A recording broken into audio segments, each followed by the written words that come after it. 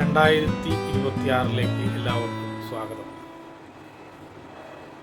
വരിവരിയായി അച്ചടക്കത്തോടു കൂടി പോകുന്ന ഒരു ഉറുമ്പിൻ്റെ കൂട്, അതിലേക്ക് ഒരു ബക്കറ്റ് വെള്ളം ഒഴിച്ചാൽ ആ ഉറുമ്പുകൾ മുഴുവൻ ഛിന്ന ഭിന്നമായിടും.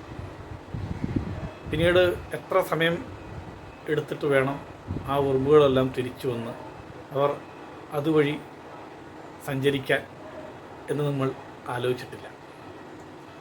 ഏതാണ്ട് ഇതുപോലെ ഉറുമ്പിൻ കൂട് തകർന്നതുപോലത്തെ ഒരവസ്ഥയാണ്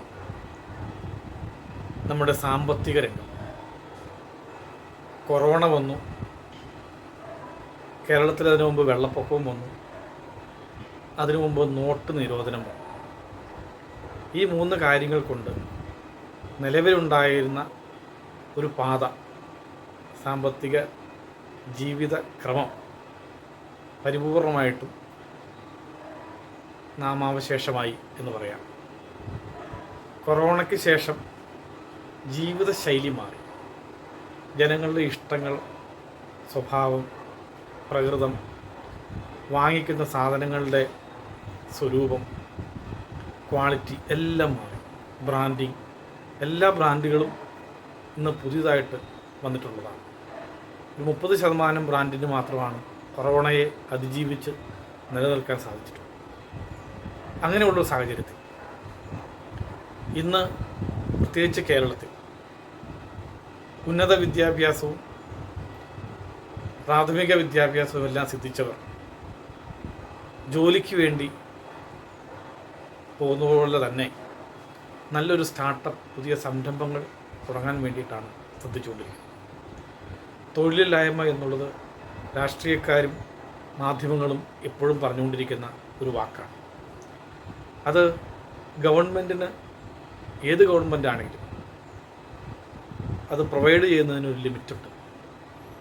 കാരണം നമ്മുടെ ജനസമ്പത്തിന് മുഴുവൻ അക്കോമഡേറ്റ് ചെയ്യാൻ പറ്റുന്ന തൊഴിൽ അവസരങ്ങൾ ഇവിടെ ഇല്ല. പക്ഷേ നിരുപാധികമായി സ്വാതന്ത്ര്യം അനുഭവിച്ചുകൊണ്ട്, നിരുപാധികമായി സ്വാതന്ത്ര്യം നൽകിക്കൊണ്ട്, ഡീസെൻട്രലൈസേഷൻ ചെയ്തുകൊണ്ട് പുതിയ പുതിയ സംരംഭങ്ങൾ വളർന്നുകൊണ്ടിരിക്കുന്ന കാഴ്ച ആരും ശ്രദ്ധിക്കുന്നുമില്ല. ഇന്നത്തെ കാലഘട്ടത്തിൽ ശാസ്ത്ര സാങ്കേതിക കണ്ടുപിടുത്തങ്ങൾ, സോഷ്യൽ മീഡിയ, AI യുഗം, അതോടൊപ്പം തന്നെ കേന്ദ്ര ഗവൺമെൻറ്റിൻ്റെയും കേരള ഗവൺമെൻറ്റിൻ്റെയും പദ്ധതികൾ, ഇതെല്ലാം കൃത്യമായി പഠിച്ച് ബാങ്കുകൾ പോലുള്ള മറ്റ് സാമ്പത്തിക സംവിധാനങ്ങളുടെയും കേന്ദ്രങ്ങൾ അതിനെയും മനസ്സിലാക്കി കൃത്യമായ ഒരു പഠനത്തോടു കൂടി മുന്നോട്ട് പോകുന്നവർ, പുതിയ ആളുകൾ ഒത്തിരി പേർ വിജയിക്കുന്നു. ഈ വിജയചരിത്രം ആരും അറിയുന്നതുമില്ല.